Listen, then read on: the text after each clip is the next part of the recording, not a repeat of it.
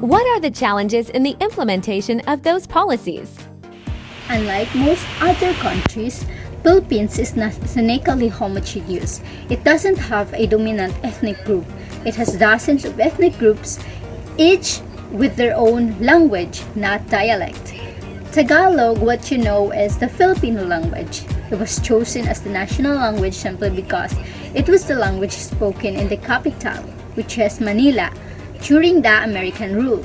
This has resulted in some misgivings in later years, as other ethnic groups started chiming in.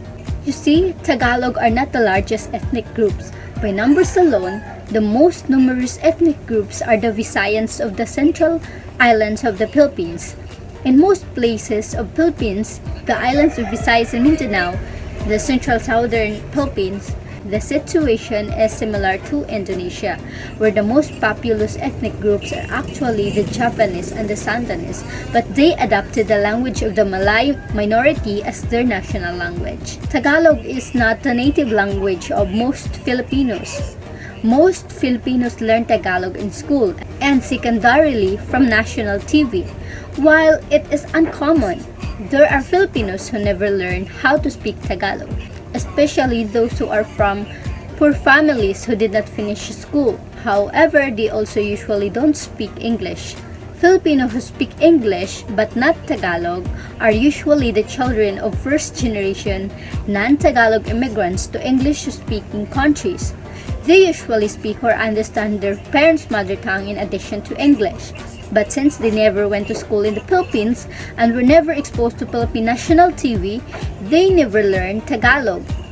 But they still speak or understand a Filipino language but not the Filipino language. In conclusion, it is the lack of accurate information regarding the language policies. In conclusion, it is because of lack accurate information regarding the language policies on the use of Filipino in government communications. Participants in the consultations admitted their lack of competence in the use of written Filipino, lack of references and manuals in writing in Filipino.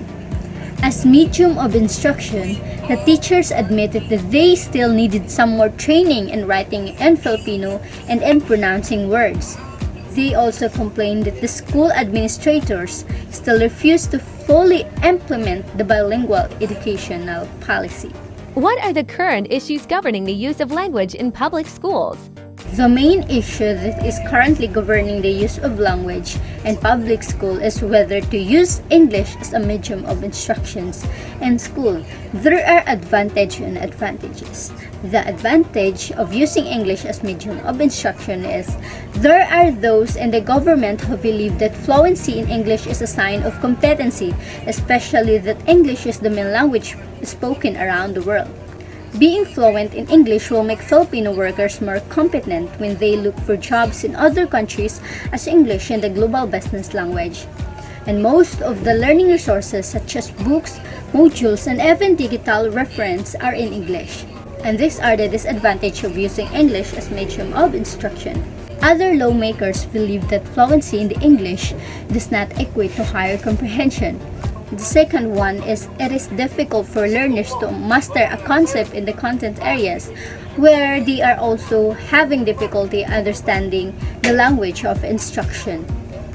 The third one is TPED already implemented the inclusion of the subject and mother tongue to address mastery of foundation skills in the formative years of young learners using the language children are more exposed to.